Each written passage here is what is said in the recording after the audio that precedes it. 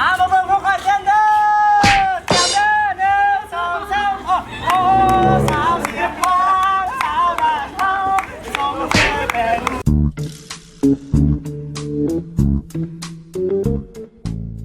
โอเคละสบายดีนี่เราเข้าสู่เดอะสเปเชียลเนาะวันนี้กะจะมาเหตุการณ์ลงโทษกับชาเลนจ์คลิปที่ผ่านมาที่เราได้ชาเลนจ์ไปเนาะวันนี้จะมาลงโทษกับเจ้าซึ่งเหมือนคลิปแยกเนาะจะเป็นทำบรวมกันเพราะว่าคลิปมันยาวเขาเลยมาคลิปแยกเนาะเสาแปดเสาห้าตอนนี้กำลังจะเหตุการณ์ลงโทษคือเขาจะแต่งหน้าให้ทีมที่มาแพ้คือทีม A เนาะไอ้ล่ะจะไหนต่อไอ้นุกย่างไปรอส่วนเจ้าเนาะส่วนเจ้าใครอยากขอได้หุ้นกับไทยเด้อซึ่งคนที่ถึกก็มีเนาะบอกเล็ก2คือไอเว้นเนาะพอมาคือใครวะมิสเตอร์จอห์นเนาะหูมึงตายให้ FC มึงล้นหลามเลยตอนนี้โอเคเนาะแล้วพอมาเป็นกีวีเนาะกีวีก็ถึงคนใหม่รัสเซียเลยมึงต่อมาบอกโจล่าอย่าปิดหน้าจะได้เนาะ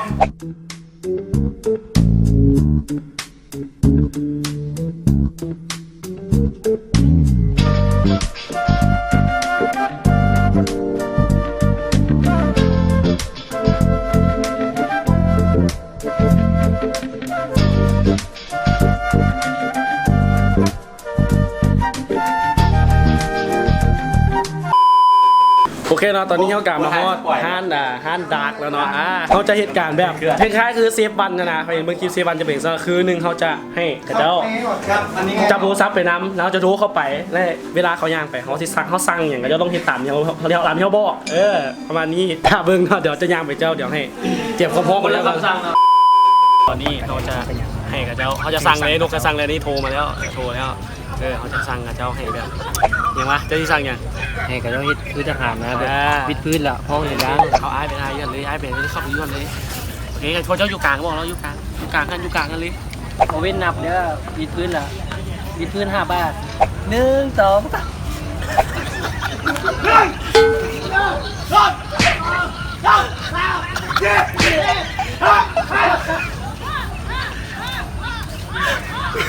3เดี๋ยวไปประเทศเดียว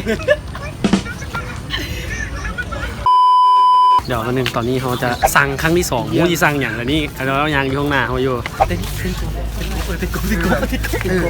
นกบ5 บาทห้องดังนะเอาเรียกเลยวันนี้เด้อวันนี้คำสั่งที่2เด้อคำสั่งที่2ครับอยู่นี่แหละเต้นกบที่เหรอ5 บาทห้องดังเด้อเต้นกบห้องดัง5 บาท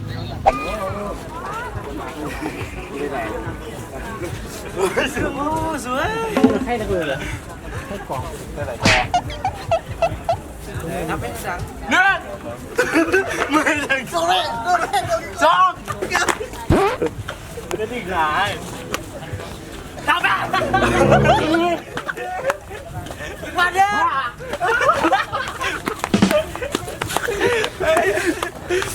อยู่ห้องกันไม่กระโดดเขาจะเอาเสื้อที่3มาดินะซึ่งเขาจะให้เห็นอย่างยมูเดี๋ยวเต้นเหมือนกันเต้นแบบเต้นได้บ่เต้นอย่างก็ได้แบบตามสไตล์ยังก็ได้แต่ว่าต้องได้ห้องบอกก่อนว่าคิดเห็นอย่างกำนับสไตล์ก็ได้กำนับสไตล์เลี้ยนแถว5คนเลี้ยนแถว5 คนพร้อมเด้อมาเบิ่งข่อยเต้นเด้อ1 2 3เอาไปเดินเอาเต้นแล้วนี่5 6 7 8เดินเอาน้ำตา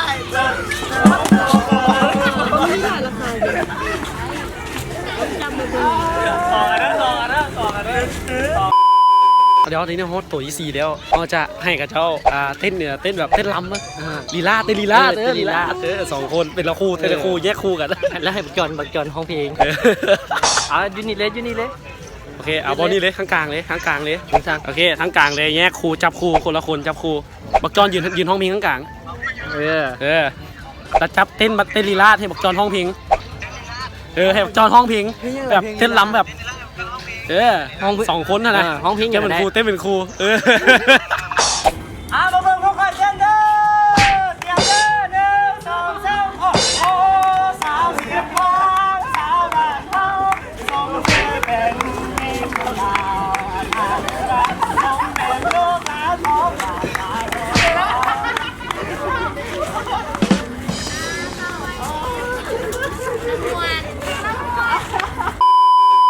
เคตอนนี้เขากะกำลังจะสั่งคำสั่งสุดท้ายลงขนาดนี้เด้อ ลงขนาดนี้เด้อลงขนาดนี้เด้อลงขนาดนี้เด้อ ลงขนาดนี้ บอลเจ้าหินบอลไข่ม่วงอะไรบอลแบบเขาอ้อมกลับมาคืนได้นะย่างมันอ้อมกลับมาคืนได้เล่นทืบตีน เรียนเครื่องทหารเลี้ยนแถวเลย1 2 1 2อ้อมหัน มึงยางย่ำบ่3 ฮอบปุ๊บแล้วมึงสั่งแถวหยุดเลยสิ แถวตรง แถวตรงเลิกแถวแล้วก็เมื่อเลย เลือกแถวแข็งแห้ง เลิกแถวแข่งไง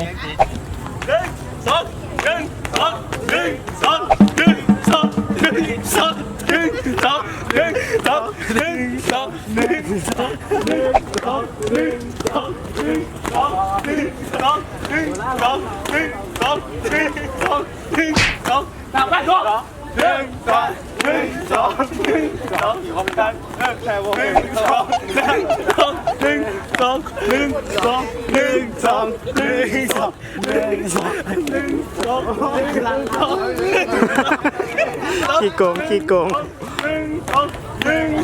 ขี้โกง